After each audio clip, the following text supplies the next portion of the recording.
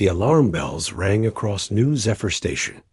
Commander Veltar pressed his three-fingered hand against the cool metal wall and felt the vibrations shake through his blue skin. The sound meant only one thing. The Void Swarm was here. He ran down the curved hallway, his long legs carrying him fast toward the command center. Other Zephyrians moved past him, their faces showing the same fear he felt inside. Some carried small children. Others held datapads with important information. Everyone knew what the alarms meant. The command center doors slid open with a soft hiss. Inside, dozens of beings from 3 different species worked at glowing screens. Zephyrians like Veltar stood tall and thin with blue skin. The Korathi were shorter, with gray fur covering their bodies.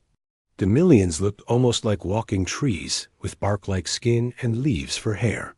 "Report," Veltar said as he stepped up to the main display screen.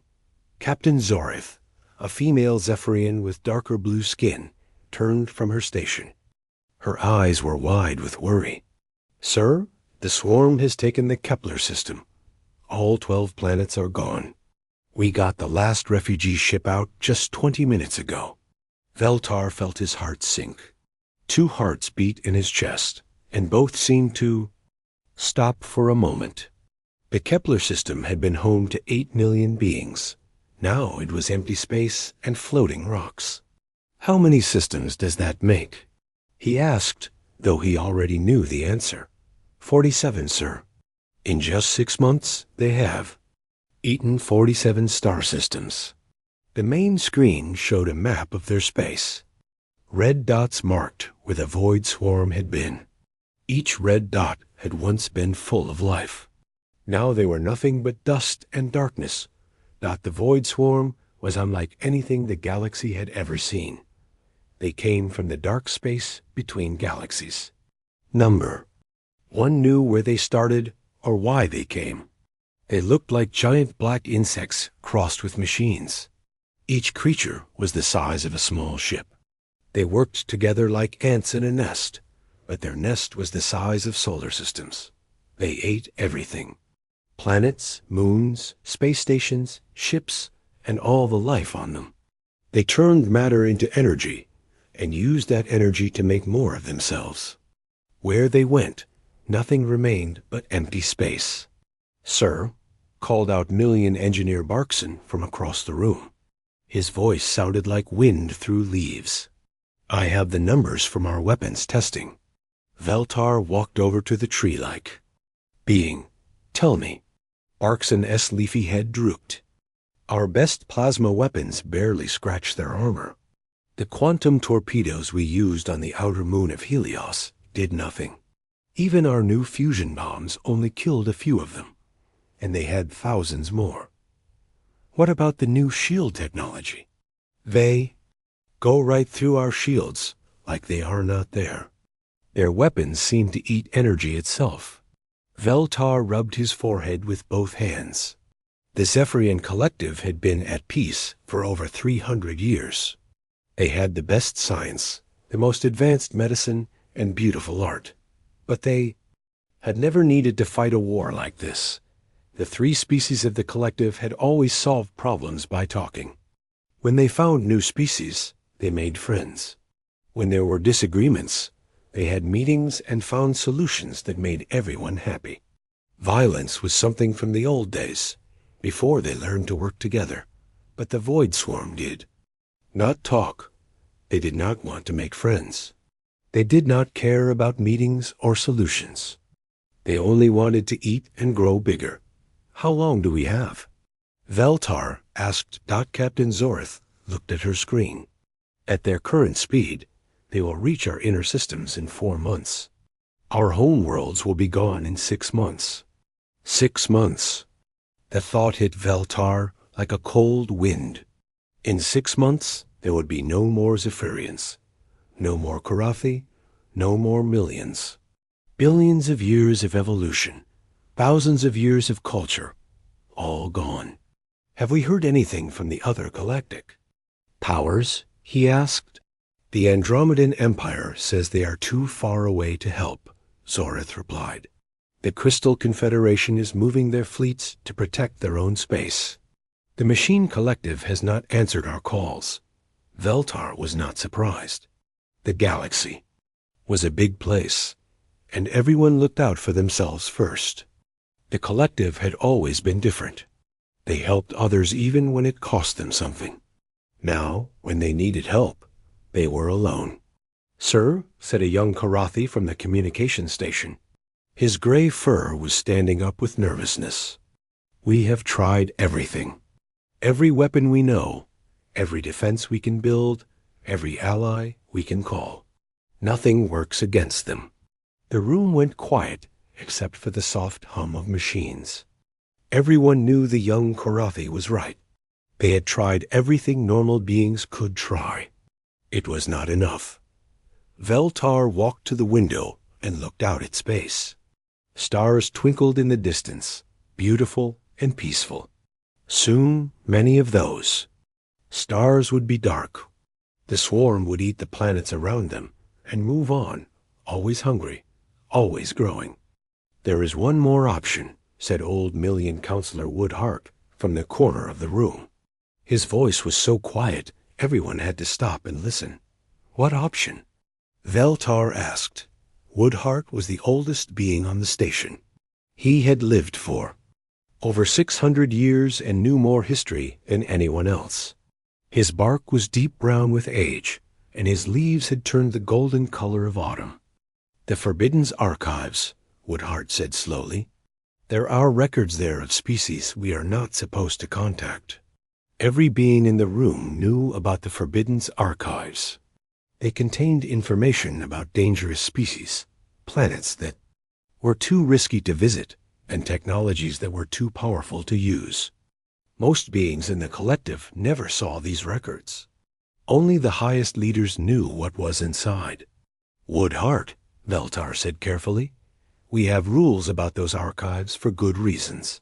"Yes," the old Million said, "but we also have rules about not letting our entire civilization die." Veltar thought about this. The archives were forbidden because some knowledge was too dangerous. Some species were quarantined because they were too violent or unpredictable. Contact with them was banned by galactic law, but galactic law meant nothing if there was no galaxy left to protect.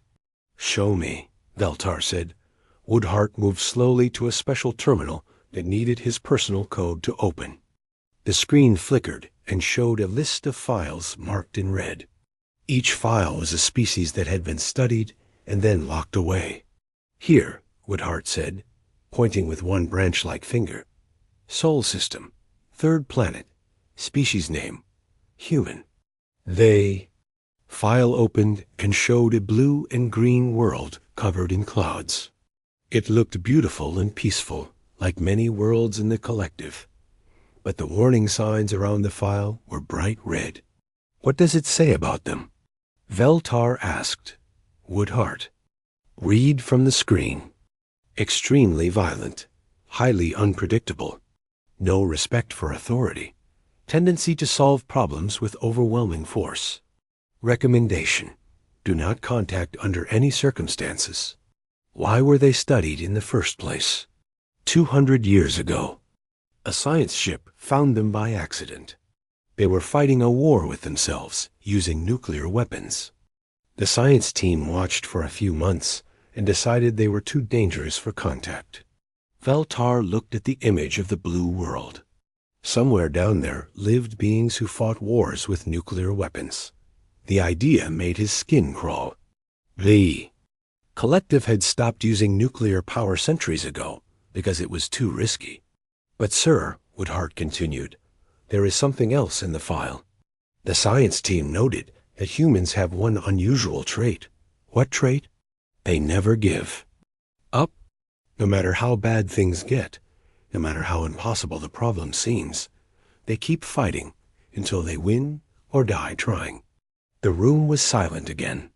Every being there understood what Woodhart was suggesting. Contact a species so violent they were quarantined from the galaxy. Ask for help from beings who solved problems with nuclear weapons. It was a terrible idea. It went against everything the collective believed in. It broke laws that had protected the galaxy for centuries.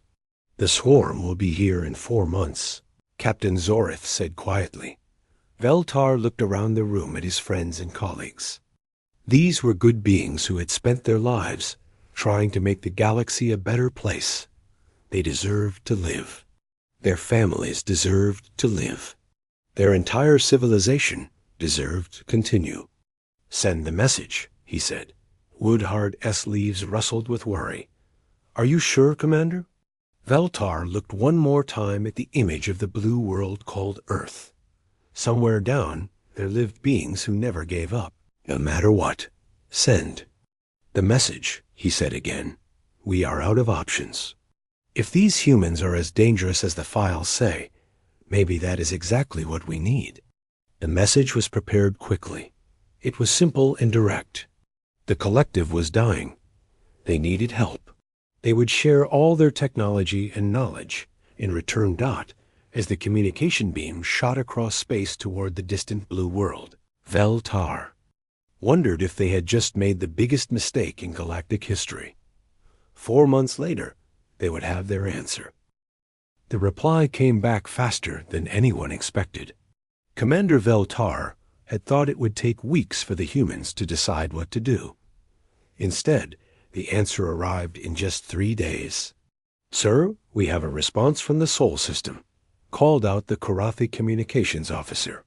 His gray fur was still standing up with nervousness, just like it had been for months. Veltar hurried to the communication station, put it on the main screen. The image that appeared made everyone in the command center step back. A human face filled the screen. It looked similar to several species they knew, but there was something different about the eyes. They were dark brown and seemed to look right through the screen at each person watching. The human had dark skin and black hair that was tied back.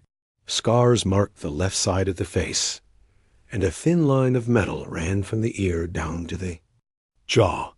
When the human smiled, it showed white teeth that looked too sharp. Greetings, Zephyrian Collective, the human said. The voice was female, but it carried a roughness that made it sound like grinding metal. This is Captain Sarah Chun of the Independent Human Fleet. We got your message.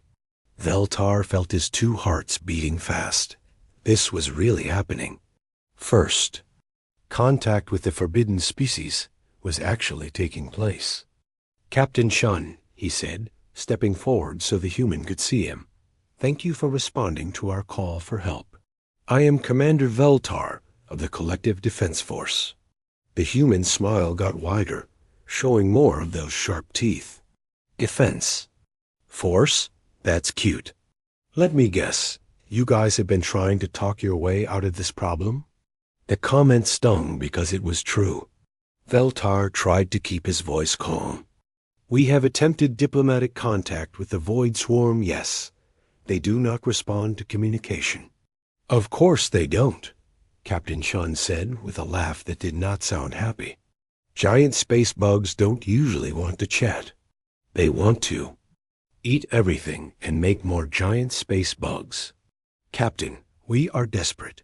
Our civilization is about to be destroyed. We need military assistance. The human leaned back in what looked like a command chair. Behind her, Veltar could see other humans working at stations. The technology looked different from collective equipment. It was rougher, with more sharp edges and exposed wiring. Military assistance, Chun repeated. You know what that means, right? It means violence. It means blowing things up. It means killing lots and lots of space bugs until they stop eating your planets. Veltar felt uncomfortable. The way the human talked about violence was so casual, like discussing the weather. Yes, we understand that combat will be necessary. Do you? Oh? Chun's dark eyes seemed to look right into his soul. Because your message talked about sharing technology and knowledge. It sounded like you think this is going to be some kind of science project. Old Million Counselor Woodhart stepped forward. His autumn-colored leaves rustled as he spoke. Captain Shun, we have studied the swarm for months. Our best scientists have worked on solutions. And how did that work out for you, Tree Guy? Woodheart's bark darkened with embarrassment. Not well. Right, so here's what's going to happen. My fleet is already on the way to your space. We'll be there in 2 weeks. We're bringing everything we need to solve your bug problem. Your fleet? Veltar asked. How many ships? Enough, Chun said. But before we get there, I need to know something. Are you prepared for the collateral damage? Collateral damage? Chun's expression became serious. When humans fight a war, things get messy. Planets might get damaged. Space stations might blow up. Some of your people might get hurt or killed, even though we're trying to help them. War isn't clean or pretty. The command center went quiet. No one had thought about this. In all their planning and hoping, they had imagined the humans would somehow solve the swarm problem without anyone else getting hurt. Captain, Veltar said slowly, our people are not used to war. We have been at peace for 3 centuries. Then, you're about to get a very fast education, Chun replied. Here's the deal. You asked for help, and we're going to give it to you. But we do things our way. No committees, no meetings, no voting on every decision. When my people say jump, your people ask how high. Captain Zorith stepped up beside Veltar. That seems reasonable given the circumstances. Good. Now I need all your data on the swarm.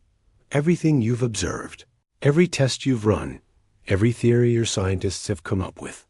Send it all to the coordinates I'm transmitting. Of course, Veltar said. We will transmit everything immediately. One more thing, Chun said, and her smile came back. It was not a nice smile. You might want to start evacuating your civilian populations from the border systems. Things are going to get very loud very soon. The transmission ended, leaving the command center in silence. Everyone looked at each other, not sure what to think or feel. Well, said Woodheart finally, they seemed confident. 2 weeks later, the human fleet arrived. Veltar watched from the observation deck as the ships came out of hyperspace. He had expected sleek vessels like the ones the collective used, or maybe the geometric designs favored by the Andromedan. Empire. What he saw instead looked like someone had taken scrap metal and welded it together into ship shapes. The hulls were covered in extra armor plating that didn't match. Weapons stuck out at odd angles. Some ships had words painted on there, sides in human writing that the translation computers couldn't understand. Are those ... battle scars? Asked Captain Zorith, pointing at long scratches and burn marks on the ships. I think so, Veltar replied. These ships have seen combat. The lead ship was bigger than the others and looked even more dangerous. It had guns mounted everywhere there was space for them. The name painted on the side translated as Angry Wasp. Below that, in smaller letters, were the words Problem Solver. Incoming transmission from the human fleet announced the communications officer. Captain Chun's face appeared on the screen again. This time, she was wearing what looked like armor made of metal and plastic. A helmet hung from her belt, and various weapons were strapped to her arms and legs. Zephyrian Command, this is Captain Chun. We're here to fix your bug problem. Welcome to Collective Space, Captain, Veltar said. We are grateful for your assistance. Save the gratitude for after we win, Chun replied. I've reviewed your data on the swarm. Interesting little critters. Very hungry, very single-minded, very hard to kill. Yes, that matches our observations. Do you have a strategy for dealing with them? Chun's smile returned, and it made Veltar's skin crawl. Oh, we have lots of strategies. Step 1 is to get some live specimens to study. We have captured several swarm creatures for research, Woodheart said from behind Veltar. They are being held in our most secure facilities. That's cute, Chun said, but I mean really study them. Strip them apart, see what makes them tick, figure out what hurts them the most. The casual way she talked about torturing living creatures made several beings in the command center uncomfortable. Among the collective, even enemy creatures were treated with respect. Captain, Veltar said carefully, we do not believe in causing unnecessary suffering to any living being. Chun stared at him for a long moment. Commander, how many of your people have these bugs eaten so far? Approximately 2 billion beings, across 47 star systems. And you're worried about being mean to the things that ate 2 billion of your people? Put that way, it did sound foolish. Veltar felt his face flush blue with embarrassment. Look, Chun continued, I get it. You're nice people. You don't like violence. But nice doesn't win wars. Nice gets you eaten by giant space bugs. If you want your species to survive, you need to let the not nice people do what they do best. And what is it that you do best? Asked Captain Zorith. Chun's smile became almost predatory. We kill things that need killing. And right now, these void swarm bugs need killing more than anything has ever needed killing in the history of the galaxy. The transmission ended, and the human fleet began moving toward the border systems, where the swarm was expected to arrive next. Veltar watched the ships disappear into hyperspace and wondered what they had just unleashed. The humans were supposed to save them from the void swarm. But watching Captain Chun's eyes, he began to worry that they might have traded one monster for another. 3 days later, the first reports came in from the front lines. The humans had made contact with the swarm. The news was not what anyone expected. Sir, called the communications officer, his voice shaking with excitement or fear. Message from the border. The humans. They've captured an entire swarm ship. A live one. That's impossible, said Woodart. No one has ever captured a swarm vessel intact. Apparently the humans don't know that, Zorith replied. They're asking for our xenobiology team to meet them at the Outpost 7 research station. Veltar felt a chill run through his body. In 3 days, the humans had done something the collective had been trying to do for months. They had captured a living swarm ship. He was beginning to understand that the humans operated by very different rules than the rest of the galaxy. Rules that might be exactly what they needed to survive. But at what cost? Commander Veltar had never seen anything like what the humans had done to Outpost 7. The research station had been a quiet place where collective scientists studied space phenomena. Clean white walls, soft lighting, and peaceful laboratories, where beings could think and work in harmony. Now it looked like a construction site, run by beings who had never heard the word safety. Human engineers had welded extra armor plating to the outside of the station. New weapon systems stuck out from every surface. Warning signs in human writing covered the walls, along with pictures of skulls and explosions that seemed to mean danger in any language. What have they done to our station? Asked Dr. Leaf Whisper, the million xenobiologist who had come with Veltar to examine the captured swarm ship. They have made it defensible, replied Veltar, though he was not sure. That was a good thing. The docking bay doors opened with a grinding sound that made everyone wince. Inside, human workers moved equipment around while loud music played from speakers mounted on the walls. The music was unlike anything in collective culture. It was fast, aggressive, and seemed to be mostly someone shouting over the sound of machinery. Welcome to the party, called a human voice over the noise. Captain Chun walked toward them, but she looked different now. Her armor was covered in strange symbols and what looked like dried blood. She carried a large weapon that hummed with energy, and her smile was even wider than before. Captain Chun, Veltar said, raising his voice over the music. Could you perhaps turn down the audio? The death metal? No way. The bugs hate it. Keeps them agitated so we can study their reactions better. Death metal? Human music genre. Very therapeutic for situations like this. Chun gestured for them to follow her. Come on, you have to see what we caught. They walked through corridors that no longer looked like they belonged on a collective station. Human equipment was everywhere, connected by cables that ran along the walls and ceiling. Signs in human writing gave directions to places with names like Bug Torture Chamber and Explosion Laboratory. Captain, Dr. Leaf Whisper said nervously, we appreciate your help, but these modifications to our station seem ... extensive. Station was too soft, Chun replied without slowing down. First rule of dealing with hostile aliens, secure your base. Second rule, make sure you can blow everything up if things go wrong. Blow everything up? Veltar felt his heart skip a beat. Scorched earth policy. If we can't hold a position, we make sure the enemy can't use it either. Don't worry, we probably won't have to nuke the station. The word probably did not make Veltar feel better. They reached a massive door marked with warnings in dozens of languages. Chun pressed her hand to a scanner, and the door opened with the hiss of escaping air. Inside was the most terrifying thing Veltar had ever seen. A swarm ship hung suspended in the center of a huge chamber.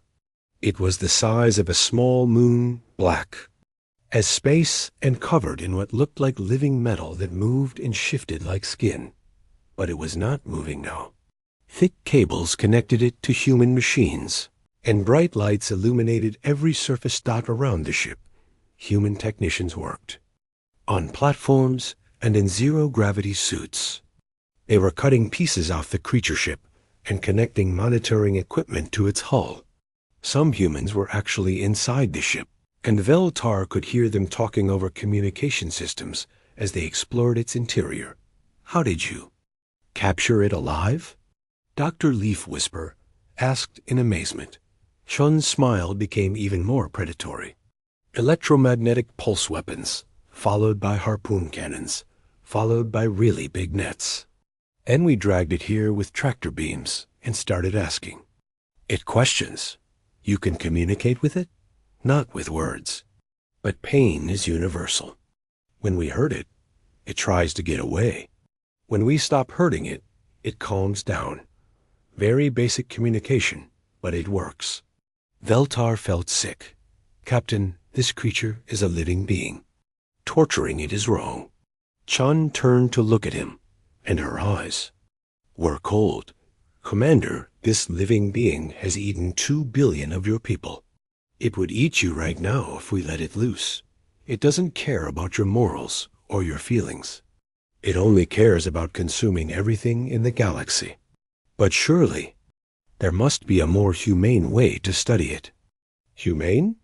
Chun laughed, but it was not a happy sound. Commander, let me tell you about humane. 3 years ago, these things found an isolated human colony world. 5 million people lived there. Farmers, mostly.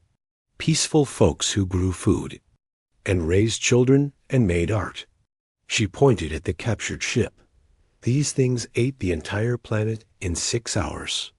Not just the people, the whole planet. Turned it into raw materials to make more of themselves. We found pieces of children's toys floating in space where the world used to be. The command center went quiet except for the sound of human tools working on the ship. So no, Chun continued, I don't care about being humane to these things. They lost the right to humane treatment when they started eating entire civilizations. Dr. Leaf Whisper stepped forward. What have you learned from your ... interrogation? Lots of good stuff. Want to see? Chun led them to a monitoring station where a young human with bright blue hair was watching screens full of data. The human looked barely old enough to be an adult, but the equipment around them was incredibly advanced. This is Tech Specialist Jamie Rodriguez, Chun said. They're our expert on hostile alien biology. Jamie, show our guests what you found. Jamie looked up from their screens. Oh, cool. Real aliens. I've never seen blue people before. Are you guys always that color? Or do you change like mood rings? Jamie, Sean said with a warning tone. Right, sorry. Science first, alien biology questions later. Jamie turned back to their screens. So these swarm things are really weird. They're part biological, part mechanical, and part something else we don't understand yet. Something else? Veltar asked. Yeah, like they exist in multiple dimensions. At once. That's how they move through your shields. They just step sideways into a dimension where the shields don't exist, then step back. This was more than the collective had learned in months of study. How did you discover this? Jamie grinned. I fed the ship some really bad synthetic drugs and watched what happened. Turns out, when you get swarm creatures high, they can't control. They're dimensional shifting. They get stuck halfway between dimensions and start leaking energy. Veltar stared at the young human. You gave illegal drugs to an alien creature? Well, they weren't illegal until I made them. I synthesized some new compounds based on human recreational chemicals, then pumped them into the ship's food processing system. The results were amazing. This is how you conduct scientific research? Shun shrugged. If it works, it works. Jamie's drug experiment taught us more about swarm biology in one day than your people learned in 6 months. But what about proper scientific method? Controlled experiments? Peer review? Commander, Chun said patiently, proper scientific method is great when you have time. When giant space bugs are eating your galaxy, you use whatever works fastest. Jamie pointed at their screens. The really cool part is what happened when I played music to them. Different types of music cause different reactions in their nervous systems. Music affects them? Oh yeah. Classical music makes them sleepy. Jazz confuses them. But death metal? Death metal makes them go completely insane. Their bioneural networks start firing randomly, and they lose control of their motor functions. Chun's smile returned. Which gives us a weapon. She led them to another section of the chamber where human engineers were building something that looked like a massive speaker system. Sonic weapons, Chun explained. We're going to mount these on all our ships. When we encounter swarm vessels, we hit them with concentrated death metal at volumes that would liquefy normal organic tissue. You are going to defeat the swarm with music? Dr. Leaf Whisper asked. Loud, angry music played through speakers powerful enough to crack planets, Chun corrected. It won't kill them directly, but it will disable their coordination and make them easy targets for conventional weapons. Veltar looked around at all the human activity. In just a few days, they had learned more about the swarm than the collective had discovered in months. But their methods were so brutal, so chaotic, so completely opposite to everything the collective believed in. Captain, he said, your techniques are certainly effective, but they seem ... crazy? Shun suggested. Dangerous? Completely insane? I was going to say unconventional. Commander, conventional methods don't work against unconventional enemies. The swarm is something the galaxy has never seen before. Fighting them requires tactics the galaxy has never used before. But what happens after you defeat the swarm? What happens to all these weapons and techniques you are developing? Chun looked at him for a long moment. That's a good question. I hope we all live long enough to find out. An alarm started blaring throughout the station. Red lights flashed, and human voices began shouting orders over the communication system. What's happening? Veltar asked. Chun was already running toward the exit. Swarm attack. They found our research station. Through the viewports, Veltar could see space filling with the dark shapes of swarm ships. Hundreds of them, all converging on the station where they held their captured ship. They came for their friend, Chun said with satisfaction. Perfect. Now we get to test our new weapons in actual combat. The battle began with the loudest sound Veltar had ever heard. The human sonic weapons activated all at once, sending concentrated death metal music into space at volumes that made the station's hull vibrate. Through the viewports, he could see the effect on the swarm ships immediately. The perfectly coordinated attack formation fell apart. Swarm vessels that had been moving in precise patterns suddenly began spinning wildly. Some crashed into each other. Others started firing their weapons randomly in all directions. "It's working," shouted Jamie over the noise. "Look at their bio-neural readings. The music is scrambling their group consciousness." Captain Chun stood at the command station, watching the chaos with obvious satisfaction. Phase 1 complete. All ships begin Phase 2. The human fleet had been hiding behind the station, invisible to swarm sensors.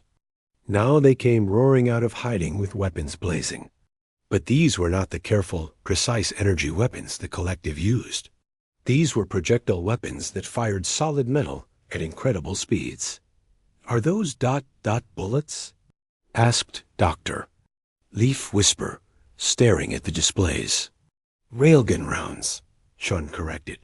Chunks of depleted uranium accelerated to 30% of light speed, very effective against armored targets. The bullets tore through swarm ships like they were made of paper. Hull plating that had resisted the collective's best weapons was shredded by simple metal projectiles moving fast enough to punch through planets. But the humans were not done. Phase 3, Chun commanded. New ships appeared on the sensors, but these ones looked different.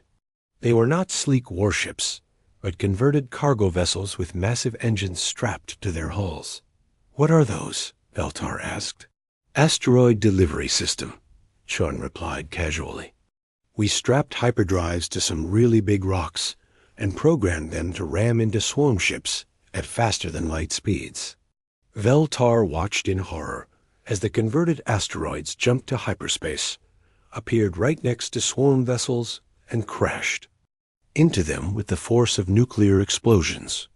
The impacts vaporized everything within thousands of kilometers. "That seems like massive overkill," he said. "No such thing as overkill," Chun replied. "There's only open fire and reload." Swarm tried to adapt. Some ships managed to break free from the sonic disruption and began coordinating their attacks again. But the humans had expected this. "Phase 4, Chun said with her now familiar dangerous smile.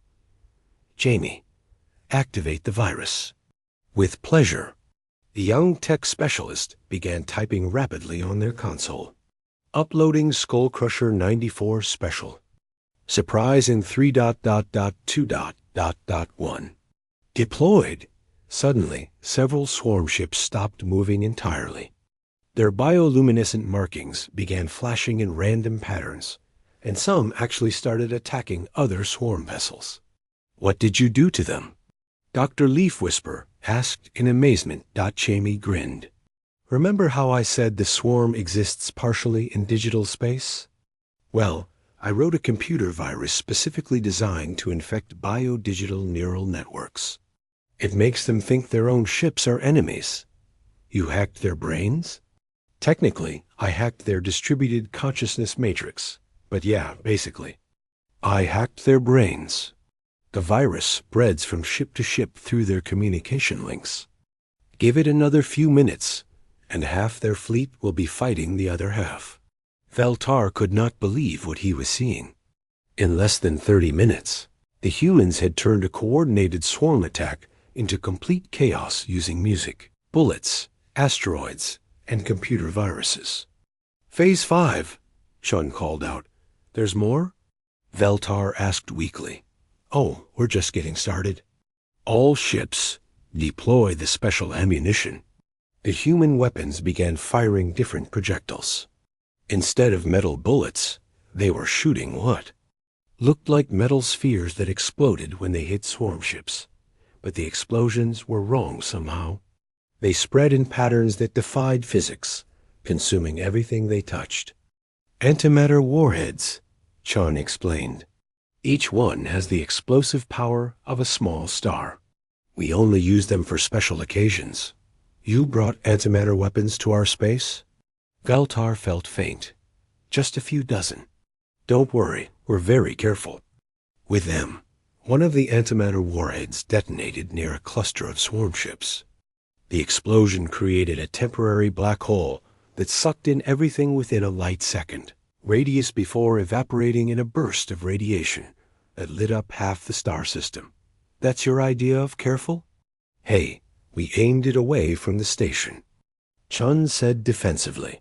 The battle was turning into a complete rout. The swarm ships that were not destroyed, infected with viruses, or consumed by antimatter explosions, were trying to retreat, but the humans were not letting them go. Phase 6. Chun shouted over the noise. Pursuit and total destruction. The human ships began chasing the fleeing swarm vessels. But instead of just following them, they were jumping ahead using hyperspace calculations that should have been impossible. How are they predicting where the swarm ships will go? Asked. Dr. Leaf single quotes whisper. Jamie looked up from their console. Oh, that's easy. I hacked their navigation systems while they were dealing with the virus. Now I can see their escape routes before they even pick them. You hacked their navigation too? I hacked everything they have. Their weapons, their life support, their communication systems, even their waste disposal. Right now I could make every swarm ship in the galaxy flush their toilets at the same time. The swarm doesn't have toilets, Veltar pointed out. They do now, Jamie said with a wicked grin. The human pursuit was relentless. Every swarm ship that tried to escape was intercepted and destroyed. The humans showed no mercy, no hesitation, and certainly no interest in taking prisoners. This is incredible, Dr. Leaf whispered. In one battle, you have achieved what we could not do in months of fighting. This isn't a battle, Chun corrected. This is pest control. Within 2 hours, every swarm ship in the system was destroyed. The humans had not lost a single vessel, and most of their ammunition was still unused. Excellent work, everyone, Chun announced to her fleet. Set course for the next swarm system. We have a lot more bugs to exterminate. Wait, Veltar said. You are going to attack another swarm system immediately? Why wait? We know where they are. We know how to kill them. And we have plenty of ammunition left. Time to take the fight to them. But should we not analyze the results of this battle first? Plan our next moves carefully? Consult with collective leadership? Chun stared at him like he had suggested something completely insane. Commander, the bugs are not going to stop eating your people while we sit around having meetings. Every day we wait, they get stronger and more spread out. The time for planning is over. Now we hunt them down and kill every last one. All of them? Every single one? Sean's voice was hard as metal. The swarm made this personal when they started eating entire civilizations. Now we finish what they started. Over the next week, reports came in from across the galaxy. The human fleet was moving from system to system, destroying every swarm presence they found. They used different tactics each time. Sometimes the sonic weapons, sometimes the virus attacks, sometimes they just dropped stars on swarm worlds. Yes, stars. Actual stars. The humans had figured out how to make small stars go supernova on command, and use them as weapons against heavily fortified swarm systems. The results were devastating. In 7 days, the humans destroyed more swarm forces than the collective had even seen. The unstoppable plague that had terrorized the galaxy for months was running away as fast as it could travel, but they were not running fast enough. Commander, Captain Zorith said as she entered Veltar's office with the latest reports. The humans have found the swarm's main nest. Veltar looked up from his desk. Where? The Andromeda Dark Zone. It's a region between galaxies where one has explored. Long-range sensors show ... It's massive. Thousands of star systems completely converted into swarm breeding grounds. How massive? Intelligence estimates suggest there are billions of swarm ships in the dark zone, maybe trillions. Veltar felt his heart sink. Even with their incredible success, surely the humans could not face numbers like that. What is Captain Chun's response? Zorith smiled, but it was a worried smile. She says, and I quote, "Finally, a target worth bringing the big guns for." Big guns? What bigger guns could they possibly have? I don't know, Commander. But 3 hours ago, they sent a message to Earth requesting something called Operation Galaxy Cleaner. Veltar stared out his office window at the stars beyond. Somewhere out there, the human fleet was preparing for a battle that would determine the fate of the galaxy, against odds that should be impossible to overcome. But if the last week had taught him anything, it was that humans had a very different definition of impossible than the rest of the galaxy. He just hoped that when this was over, there would still be a galaxy left to save. The reinforcements from Earth arrived 3 days later, and they brought hell with them. Commander Veltar watched from the observation deck as the new human fleet emerged from hyperspace. He had thought Captain Chun's ships looked dangerous. These new vessels looked like they had been designed by beings who wanted to kill everyone in the galaxy twice, just to be sure. "Dear ancestors," whispered Dr. Leaf Whisper beside him. "What are those things?" The largest ship was the size of a small moon, and covered in so many weapons that Veltar could not count them all. Its hull was painted with images of skulls, explosions, and words in human writing that the translation computer refused to process, claiming they were too profane for public broadcast. "Incoming transmission," announced the communications officer. A new human face appeared on the screen.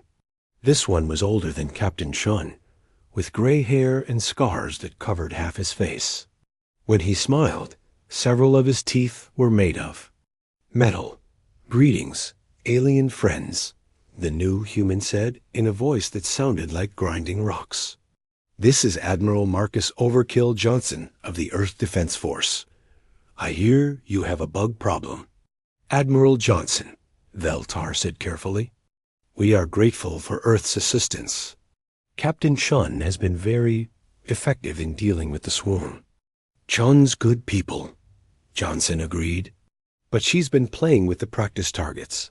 Now it's time for the real game." "Practice targets?" "The swarm forces you've been fighting are just scouts and harvesting crews. The real army is in the Dark Zone, breeding and building up for a major push into this galaxy. We're going to stop them before they get started." Admiral Johnson's image was replaced by tactical displays showing the Dark Zone. The region between galaxies was filled with swarm structures on a scale that hurt to look at. Entire star systems had been converted into shipbuilding facilities. Planets had been turned into breeding grounds. The number of swarm vessels was so large that the computers had trouble calculating it. Conservative estimates put enemy strength at 10 billion ships, Johnson continued, plus whatever they've built since our last reconnaissance run. 10 billion? Veltar felt dizzy. "Admiral, that is more ships than exist in our entire galaxy." "Yep, should be fun." "Fun? How is facing impossible odds fun?" Johnson's metal teeth gleamed as his grin got wider. "Son, when you've been in as many hopeless battles as I have, you learn to appreciate the artistry of a really good last stand. You think this is a suicide mission? Oh, probably. But we're going to take so many of those bugs with us that they'll write songs about it.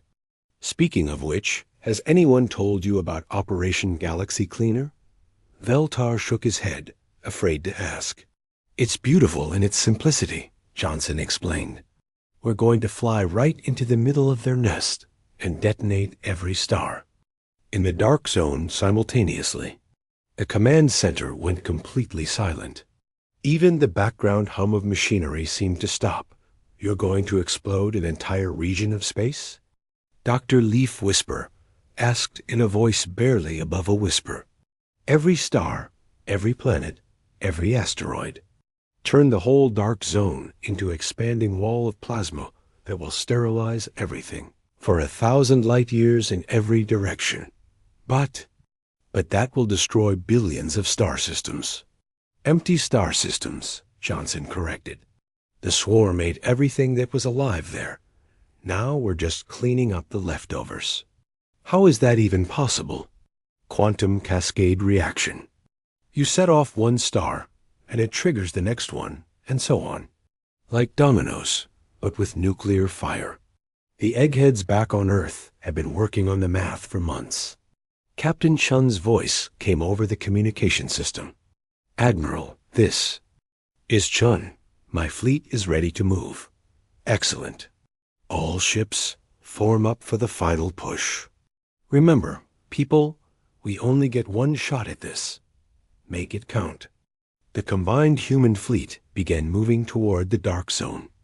Veltar watched them go and felt a mixture of awe and terror.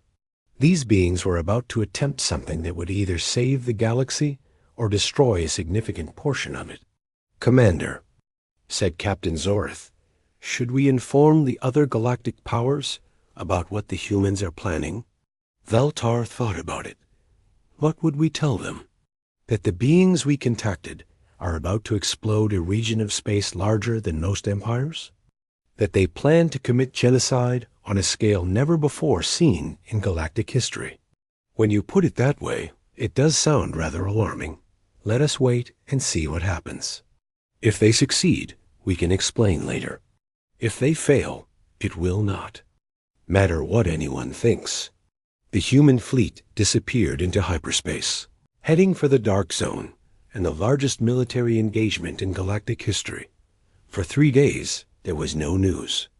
Long-range sensors could not penetrate the dark zone, and no communication signals came through the interference generated by the swarm's massive industrial operations. Then, on the 4th day, the sky caught fire. It started as a single point of light in the direction of the dark zone. Then it spread, growing brighter and brighter until it lit up the night sky of every world in the galaxy.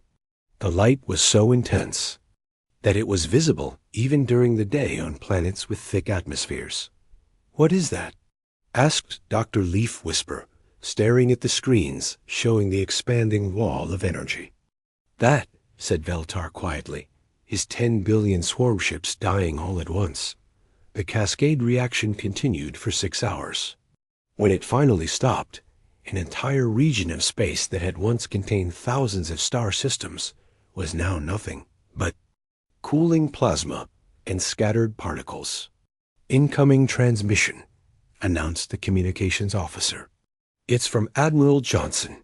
The human's scarred face appeared on the screen. His armor was damaged, and he looked tired, but he was still smiling. His metal-toothed grin. Zephyrian Command, this is Admiral Johnson. Mission accomplished. The dark zone has been sanitized. All swarm forces in the region have been terminated with extreme prejudice. Admiral, Veltar exclaimed, you survived. How many ships did you lose? Actually, that's the funny thing. We didn't lose any ships. None? How is that possible? Johnson's grin got even wider. Turns out, when you explode an entire region of space, you don't have to stick around to fight individual battles. We set up the cascade reaction, got the hell out of there, and watched the fireworks from a safe distance. But there were 10 billion swarm ships. We're being the operative phrase. Now there are 0 swarm ships. Problem solved. Over the following weeks, confirmation came in from across the galaxy. Swarm forces everywhere had simply stopped functioning, with their main nest destroyed and their connection to the hive mind severed. The remaining swarm creatures had become mindless drones that posed no threat to anyone. The Void Swarm, the unstoppable plague that had terrorized the galaxy for months, was extinct, but the humans were not done. Commander, Captain Zorith said as she entered Veltar's office with another stack of reports. "We have a situation." "What kind of situation? The humans are not leaving." Veltar looked up from his paperwork. "What do you mean?" "Their fleets are still patrolling our space. They have established permanent bases on 17 worlds, and they are making improvements." "What kind of improvements?" Zorith activated a holographic display showing various collective worlds. Each one now had human installations that looked like military fortresses crossed with industrial complexes. "They have installed planetary defense systems that can destroy entire fleets," she explained. "They have built automated factories that produce weapons we do not understand. And they have started something they call cultural exchange programs. That sounds reasonable." "Commander, human teenagers are terraforming our garden worlds into what they call extreme sports venues. They have turned the sacred falls of Million Prime into something called a hydroelectric power plant, and they have opened restaurants that serve food so spicy it is classified as a biological weapon by 17 different species." Veltar rubbed his forehead with both hands. "Have we tried asking them politely to leave? Captain Shun says they are securing the neighborhood and making sure the bugs don't come back. Admiral Johnson says they are keeping the peace and spreading democracy. The humans seem to think we need their protection." "From what?" "The swarm is gone. That is what we asked." Captain Shun said, and I quote, "There's always something trying to eat peaceful people. Better to be ready for it." Veltar walked to his office window and looked out at the stars. In the distance, he could see a human patrol ship making its rounds. It was bristling with weapons that could crack planets and broadcasting music that made his ears hurt. The humans had saved them from the void swarm. They had done exactly what they promised to do. But now the collective faced a new problem. How do you ask your saviors to leave when they have decided that you need saving from everything else in the galaxy? "Commander," Zorith said quietly, "what have we done?" Veltar thought about the 2 billion beings who had been eaten by the swarm. They were alive now, saved by human intervention. He thought about the peaceful worlds of the collective, now protected by weapons that could destroy star systems. "We survived," he said finally. "We contacted the humans out of desperation, and they saved us. The fact that they saved us in ways we never expected, and that they refuse to leave now, the job is done, is simply the price we pay for asking the most dangerous species in the galaxy for help. But what do we do now?